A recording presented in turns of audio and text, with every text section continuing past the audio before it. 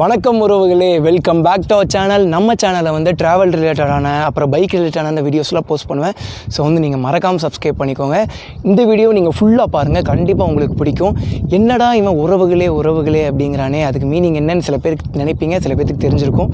நம்ம வந்து twin த்ராட்லர்ஸோட family members 2500 பேர் இருக்கீங்க. நீங்கள்லாம் நம்ம உறவுகள் தான், அதுக்காக தான் நான் அப்படி சொல்கிறேன். ஸோ வந்து யாரும் தப்பாக நினச்சிக்காதீங்க. சப்போஸ் இதை நான் இப்படி உறவுகளேங்கிறது உங்களுக்கு பிடிக்கலன்னா கமெண்ட் பண்ணுங்கள், நான் அதை மாற்றிக்கிறேன். ஏன்னா அந்த காய்ஸுங்கிற வார்த்தை எனக்கு ஏதோ ஒரு எப்படி சொல்கிறது, உங்களை தூரமாக வச்சு பார்க்குற மாதிரி இருக்குது. அது வேணாம். நம்ம வந்து இன்றைக்கி வந்து நான் வந்து சர்வீஸ் பண்ணுற வீடியோ உங்களுக்கு போடுறேன் அப்படின்னு சொல்லியிருந்தேன். நிறைய பேர் போடுங்க அப்படின்ட்டுருந்தாங்க. ஸோ அதுக்காகவே சரி, சர்வீஸ் வீடியோவோடு சேர்த்து மெயின்டெனன்ஸ் வீடியோவும் போட்டுடலாம். கண்டிப்பாக நிறைய V3 வச்சுருக்கிறவங்களுக்கு நிறைய பேர் இது தெரியறதில்ல. ஸோ வந்து நம்ம இது பண்ணால் அவங்களுக்கு ரொம்ப யூஸ்ஃபுல்லாக இருக்கும்னு சொல்லி நானும் பண்ணேன் அப்படின்னு சொல்லி பண்ணிட்டேன்.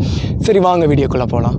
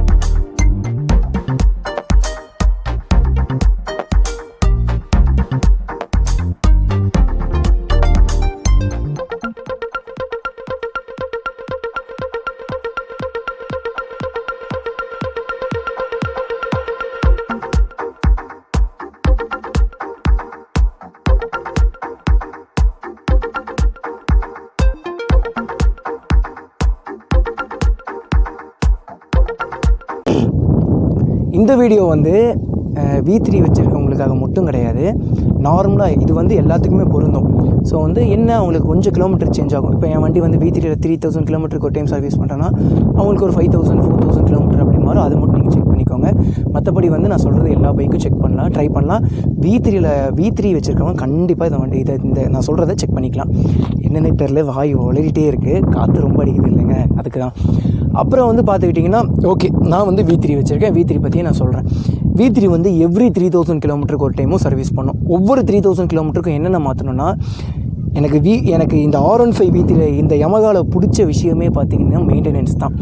ஐயோ, மெயின்டெனன்ஸ் பண்ணணுமே, என்னடா பண்ணுறது, காசுக்கு அவ்வளோ பண்ணணுமே இவ்வளோ பண்ணணுமேலாம் யோசிக்கவே தேவையில்லை. மெயின்டெனன்ஸ் பார்த்திங்கன்னா ₹600 ₹700 பண்ணிக்கலாம். சொல்கிறேன்னு தப்பாக நினைக்காதீங்க.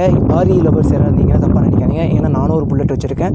புல்லட்டை கொண்டு போய் சர்வீஸ் விட்டால் என்ன 3000 2000 கண்டிப்பாக கேட்பான். நம்ம வண்டி அப்படிலாம் கிடையாதுங்க. சர்வீஸ்லேயே கொண்டு போய் விட்டாலும் ₹800 கேட்பாங்க. என்னென்ன பேசிக்காக மாற்றணும்னு பார்த்துக்கிட்டிங்கன்னா, இன்ஜின் ஆயில் ஃபில்டரோட ஓரிங், இதுதான் ஒரு பேசிக்காக இன்ஜின் ஆயில் இந்த இது மாற்றுது. என்ன பேசிக்காக ஒரு 3000 எவ்ரி 3000 கிலோமீட்டருக்கு மாற்ற வேண்டியது இதுதான் பேசிக்காக. யமகா லூப் ஒரு 400 வரும். அப்புறம் வந்து இந்த ஆயில் ஃபில்ட்ரு ஒரு 150 வரும். அந்த மாதிரி சம்திங் தான் வரும். 600க்குள்ளேயே முடிஞ்சிடுங்க. லேபர் சார்ஜோடு சேர்த்து ஒரு 700 முடிஞ்சிடும்.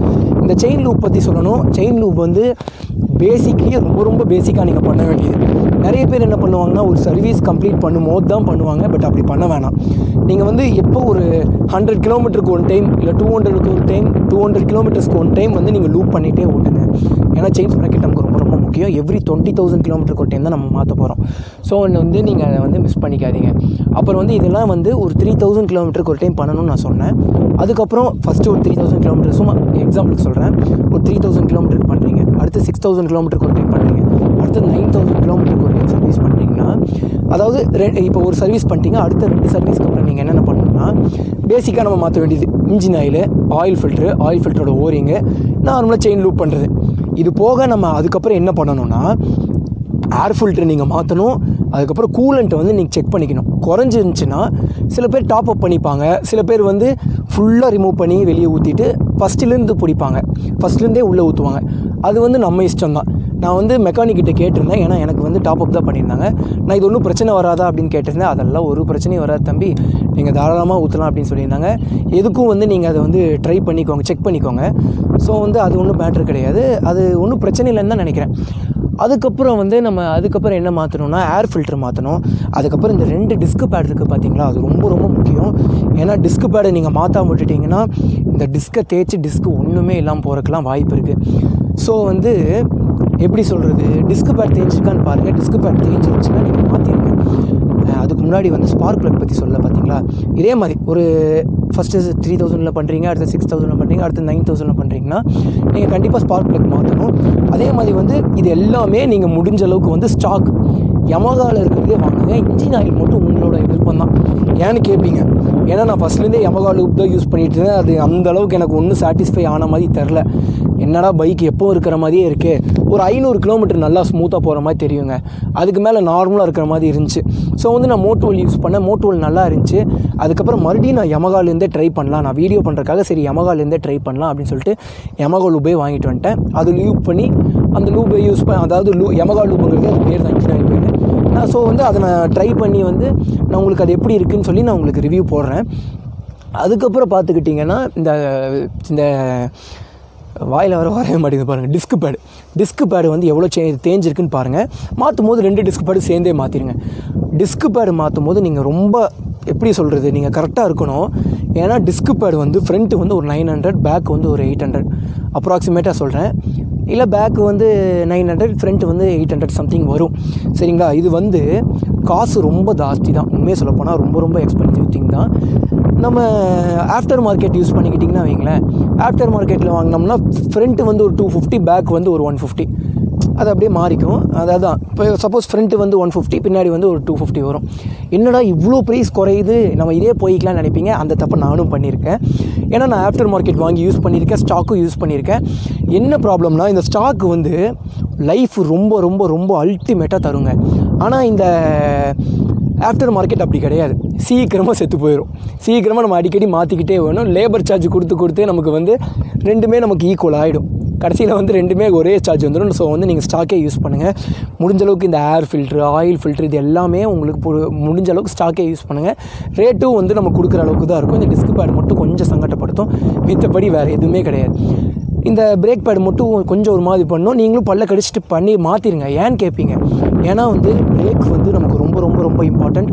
அதுலேயும் மெயினாக எப்படி சொல்கிறது, நம்ம லாங் ட்ரைவ் போகிறவங்களுக்கெல்லாம் இது ஒரு பெரிய தலைவலியாக வந்துடும். ஏன்னா நம்ம ஒரு க்ரூசிங் ஸ்பீடில் ஒரு 110, 120 போக வேண்டிய நிலமை வரும். ஏன்னா அப்போ பண்ணால் தான் நம்ம அவ்வளோ கிலோமீட்டர்ஸ் கம்ப்ளீட் பண்ண வேண்டிய நிலமை வரும். அந்த டைமில் நாயோ ஏதாவது குறுக்கால் வந்துச்சுன்னா நீங்கள் டக்குன்னு பிரேக் அடிப்பீங்க. ஆஃப்டர் மார்க்கெட்டுக்கும் இதுக்கும் ஒன்றும் பெரிய டிஃப்ரென்ஸ்லாம் கிடையாது. ஆஃப்டர் மார்க்கெட் ஸ்டாக்குக்கெல்லாம் ஒன்றும் பெரிய டிஃப்ரென்ஸ்லாம் கிடையாது. என்னென்னா நீங்கள் பிரேக் பண்ணுறீங்களே, பிரேக் பண்ணும்போது கொஞ்சம் டிஃப்ரென்ஸ் ஆகும். அந்த கொஞ்சம் டிஃப்ரென்ஸே பெரிய பிரச்சனை மாற்றிடும். ஸோ வந்து அதெல்லாம் வேணாம், நீங்கள் வந்து மாற்றிக்கோங்க. அப்புறம் வந்து எவ்ரி 20,000 கிலோமீட்டருக்கு ஒரு டைம் மாற்ற வேண்டியதெல்லாம் என்னென்னா, எவ்ரி 20,000 ஆர் எவ்ரி 19,000, எவ்ரி 18,000, இந்த 3ல். ஏன்னா ஒவ்வொருத்தங்க சர்வீஸ் வந்து ஒவ்வொரு மாதிரி பண்ணுவீங்க. சில பேர் வந்து 3000னா 2500லேயே மாற்றுவீங்க. சில பேர்னா 3000னா 3100, 3200 தான் வந்து மாற்றுவீங்க. அது ஒன்றும் பெரிய டிஃப்ரென்ஸ் எல்லாம் கிடையாது, அது ஒன்றும் பெரிய பிரச்சனையெல்லாம் கிடையாது. அந்த கிலோமீட்டரில் நீங்கள் என்னென்ன மாற்றணுன்னா, அதே பேசிக்காக நீங்கள் பண்ண வேண்டியது engine oil filter, air filter, oil ஃபில்ட்ரோட O ring, coolant checkup, 2 disc pad. இது போக நீங்கள் என்ன மாற்றணுன்னா 2 டயரு. சில பேர்த்துக்கு வந்து ஒரு டயர் தான் மாறி இருக்கும், ஒரே ஒரு டயர் தான், பின்னாடி டயர் மட்டும் தான் மேக்ஸிமம் தெரிஞ்சிருக்கும், முன்னாடி டயர் நல்லாயிருக்கும். அப்போ வந்து சரி நம்ம பின்னாடி டயர் மட்டும் மாற்றிடலாம் நினைப்பீங்க. அந்த தப்பை மட்டும் செய்யாதீங்க. மாற்றினா 2 டயரும் மாற்றிடுங்க, ஒரே பிராண்டாக போடுங்க. எப்படி சொல்கிறது, நீங்கள் பின்னாடி டயர் புதுசாக போட்டிங்க, முன்னாடி டயர் நல்லா இருக்குது, சரிங்களா, நீங்கள் வந்து பைக் எடுத்துகிட்டு நல்லா வெரைட்டி, சில பேர் நீங்கள் வெரைட்டி ஓட்டுறவங்களா இருக்கட்டும், இல்லை நார்மலாக ஓட்டுறவங்களா இருக்கட்டும், நான் வெரைட்டி ஓட்டுறவங்களுக்கு சொல்கிறேன். நீங்கள் வெரைட்டி ஓட்டும் போது கட்டடிச்சு ஓட்டுவீங்க. அப்போ கட்டடிச்சு ஓட்டும் போது கரெக்டான இடத்துல பிரேக் அடிக்க வேண்டிய நிலைமை வரும். ஃப்ரண்ட் பிரேக் ஒரு மாதிரி ரியாக்ட் பண்ணும், பேக் பிரேக் ரியாக்ட் பண்ணும் ஒரு மாதிரி ரியாக்ட் பண்ணும். எதனால், இந்த டயர்னால். அந்த தப்பு பண்ணாதீங்க. பெரிய பிரச்சனையில் கொண்டு போய் முடிச்சிடும். எது பரவாயில்ல அப்படின்னு சொல்லிட்டு நீங்கள் அந்த பழைய டயரை கொண்டு வந்து வாங்கி வச்சுக்கோங்க. கடைசியில் இருக்காது, யூஸ் ஆகும். கடைசியில் ரெண்டும் ஒரே நிலைமையில் வந்துச்சுன்னா, இல்லை நான் எங்கேயும் லாங் ட்ரைவ் போக போகிறது கிடையாது, இந்த ஒரு 10,000 கிலோமீட்டருக்கு நான் பொறுமையாக தான் போக போகிறேன்னா அப்போ வந்து நீங்கள் அந்த டயரை போட்டு யூஸ் பண்ணிக்கலாம், தப்பே கிடையாது. அதுக்கப்புறம் இந்த செயின் ஸ்ப்ராக்கெட்டில் நீங்கள் ரொம்ப ரொம்ப உஷாராக இருக்கணும். ஏன்னா நான் விட்டுட்டேன், அந்த தப்பை நீங்கள் தயவு செஞ்சு செஞ்சிடாதீங்க. நான் வந்து ஒரு 18,000 கிலோமீட்டர் ஆர் 20,000 கிலோமீட்டரில் 18,000 கிலோமீட்டரில் ஒரு டைம் செயின் ஸ்ப்ராக்கெட் மாற்றினேன்.